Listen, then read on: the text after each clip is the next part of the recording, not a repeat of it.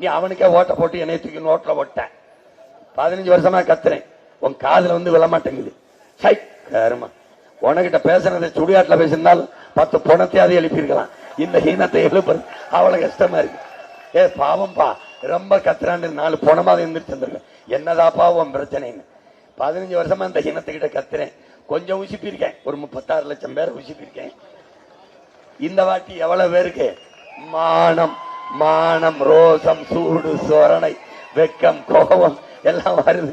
பாப்போம் பாப்போம். இது திரு வெற்றியூரா இல்ல வெட்டியூராங்கிறத 23ஆம் தேதி முடிவு பண்ணுவான். மாத்தணும், எல்லாத்தையும் மாத்தணும். எப்படி மாத்துவ? ஜனநாயக நாட்டில், மக்களாட்சி நாட்டில் மக்களுக்கு இருக்கிற கடைசி வலிமை மிக்க ஆயுதம் வாக்கு. வலிமை மிக்க ஆயுதம். அந்த ஆயுதத்தை அநீதிக்கு எதிராக தூக்கு. அதான் நீ செய்ய வேண்டிய மக்கள் ஜனநாயக புரட்சியதான். ஒற்றை விரலால் உலகம் திரும்பி பார்க்கிற மாறுதலை நம்மளால் செய்ய முடியும்.